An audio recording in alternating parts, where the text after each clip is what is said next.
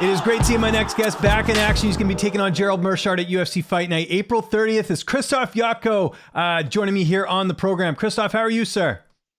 Hello, how are you to everyone? I feel great. I just finished my sparring session. I'm sorry you need to wait for me a little bit, but I'm finally here. Hey, it's all good. Happy to talk to you, man. And you're rocking the Super Mario Brothers shirt. What's with the shirt? It looks awesome, though, by the way.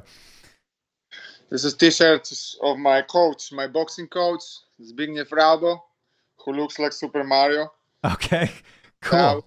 T-shirts remind me him, you know? Okay, I like it. Have you ever played Super Mario Brothers on Nintendo or anything like that? Yeah. Or I play. I don't know how was it England or America, but I was playing a long time ago within a game like Pegasus. Yeah. Like you Super Mario, like no cars, only like he was walk. I don't know. Maybe it was the different name in England, but was awesome. It's a great game, and it's good to see you back, man. Like I mentioned, we last saw you in October. We're talking about a fight here at the end of April. Was this the right amount of time off, or did you want to get in there a little bit sooner? No, I want to fight a little bit sooner. I said yes in the February 12th to fight Alex Pereira, but he pulled up me like his opponent. He take another opponent. So I was ready on the beginning of the year to take fights, but I just wait for a UFC who they give me some opponents.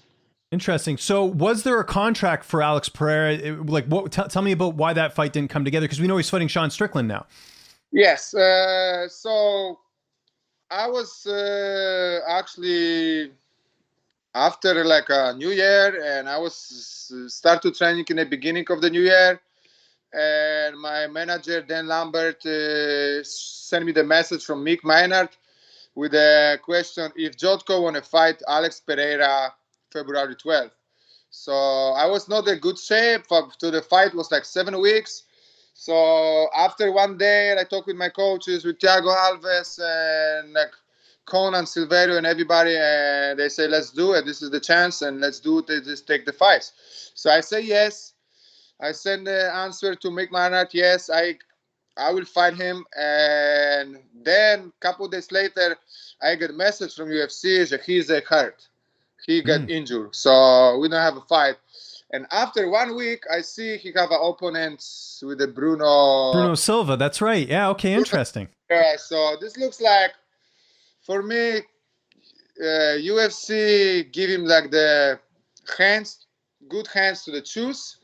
So he can feel like protective, you know what I mean? He's protective. His fight is only with the stand-up people because they want a big pay-per-view with the Adesanya. This is what they want. Well, yeah, and I was going to ask you about that too. What do you make of him now fighting Sean Strickland? If you look at the rankings, Strickland's ranked a lot higher, and some people felt like it was a bit of a jump up. Do you think it's the UFC trying to, like you said, fast track him to fight Israel Adesanya? Yeah, this is how it look like, because Pereira have one fight or two fights in the UFC, and now he fight with number 4 guy, Strickland. Yeah. You know, it sounds right, but this is what the UFC want, and this is what happened. Interesting. Well, let's talk quickly about your last fight. You got the win over Misha Cirkunov. It was Cirkunov's first fight at middleweight. I know you would have liked the finish, but what did you make of your performance? It was nice, I'm sure, to pick up a win over a notable guy in Misha Cirkunov. You know, after this fight, I was a little bit disappointed for myself because I was ready to knock him out. I was ready to finish the fight, but because he was start to try to take me down, like he attacked me 17 times for the double leg or single leg, whatever, so I can't even like open my stand-up techniques, and I just start to be more active and more press him in the last round, but this was too late to finish him, and this what it is. But I promise I feel good. I learned a lot with this last fight, and another my opponent will be a little bit similar guy, like a human blanket dick sniffer. So I hope so this fight will be a little better and we fight more in a stand-up and throw some punches. I'm ready for Yeah, and let's talk about that opponent, Gerald Meerschaert, 34-14 record. I think he holds the record for most submission victories at middleweight. Obviously, he's going to try and take this to the ground. How do you look at this fight from a style perspective? I'm not scared of his ground. I train with the people like Antonio Carlos Jr. or Marcus Buchecha, and they are champion of jiu-jitsu, and they can't submit me in a training. So I don't know. I don't know. I was actually trained last week. I have a 6 very good run with Buchecha and Antonio Carlos Jr. and I feel great. I feel good, healthy this time, and I'm ready to roll out. And on that note, who aside from them, who else have you had a chance to work with leading into the fight? Who have been some of your main training partners? You know, like Jared is a southpaw, so I try to looking for a very good stand-up people who is a southpaw, and actually I'm looking for a good wrestlers and jiu-jitsu guy, like I say. So I train with everybody who is a southpaw, and even know like today I was sparring with the Austin Vanderford. Yep. Who fight with the Gegard. He fought for the title recently. Like little bad luck for his fight, but he was very good sparring partner, very strong, and he tried to put me down today 4 rounds. So it was good sparring, and I'd be 100% ready for Jared.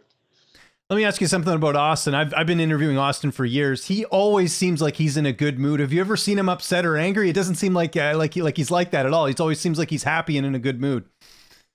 Yeah, he's happy. He's in a good mood. Sometimes I see him a little bit like sad, but only when he has some injury. He have like a ribs problem, so he was a little bit sad. But more time I see him happy, like Tibau. Yeah. Jason Tibau. This is the happy guy in the American top team. Yeah, that's great. What about the weight cut? I know you always make the 185 limit. How's that going ahead of the fight? This is no problem for me because I'm on the diet like 100%. I have a little stomach problem, so I can't eat some bullshit, and I'm just on the diet all the time. I have like a acid reflux problem, so I need to be clean all the time, and I'm clean, super clean. Just muscles, so I'll be pretty good shape for the fight. What's on your quote unquote bullshit list of things that you can eat? Like what's some of your favorite meals to eat when you don't have to diet? When I don't have a diet, I like Jamaican foods, like a chicken jerk or oxtail, or like the good steak or Brazilian picanha steak. But I don't eat too much picanha right now because this can bother me a little bit. Okay, that makes sense. What causes your acid reflux? Are there any particular foods or vegetables that you have that cause that? Yeah, it's big list what caused me to acid reflux. So it's big list. But I have this like almost 2 years. This first time happens to me when I was in Canada, and I have a fight with Barria Luti. So I was there in Canada 10 days before the fight, and I was find some gym where I can train to the fight, and I start to vomit and throw up every day, and I was a little scared because I don't know what's going on. That was 5 days before the fight, and I throw up. But then I go to the doctor, to the like a pharmacy. Somebody give me some pills for the reflux, and then I feel good for the fight. But like after this, everything was like fucked up, and I start to figure out what's going on. I go to the doctor. I spend so much money to figure out what is this, and I have the problem like 2 years, and right now I know how to calm down when I feel bad. I know what to eat to feel good. So that's why I feel very strong now, very confident, and I go to smash that guy. Okay, well, glad to hear everything's good there. Who's going to be in your corner for this fight? In my corner will be my good friend Damian from Poland. He come from Poland. I always was Peter Sobota, but he have some community and the family party, so he can go this time. So I take my friend, so I always feel good with him. And of course, my head coach, Thiago Alves, and Mike Brown. Love it. That sounds great. And how do you envision the fight playing out on April 30th? We think the guy want to track me down, try to take me down. Yeah, so I know if I put the pressure on him, he wanna sniff my dick and put him a blanket of me, and I'd be ready to don't let him do this. How many more fights do you have left on your contract? Do you know? I just signed a new contract with the UFC. Congrats. I have 4 new fights in my new contract. Congratulations. How does that feel going into a fight like this, knowing the UFC's behind you? You got a couple fights, and obviously they believe in you, which is great.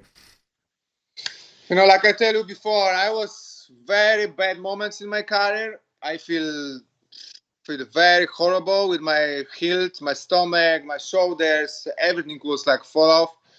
But I really, really feel now like I feel great. I feel like more adult. I feel strong, and this was more important. I feel healthy. I don't have a vomit every sparring like before a fight with Sean Strickland.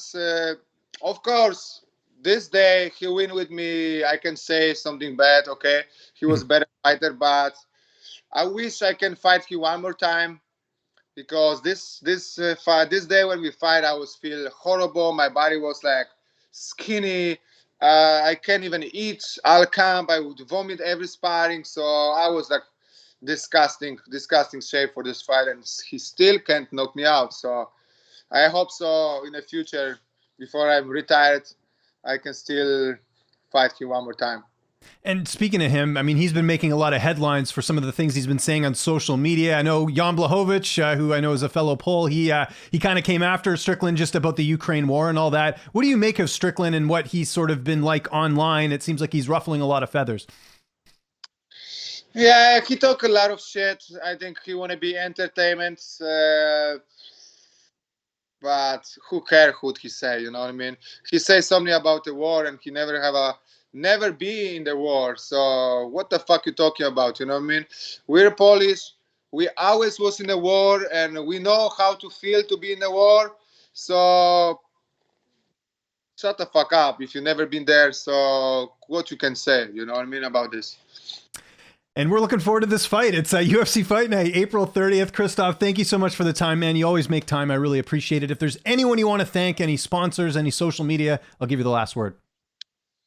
I want to thank the most Dr. Gelb, who helped me to be ready for this fight, healthy for this fight.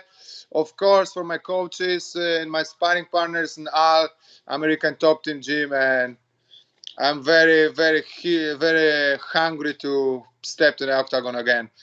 Make sure to subscribe to the LowKick MMA YouTube channel for all the latest news, event previews, and interviews with some of the biggest stars in MMA.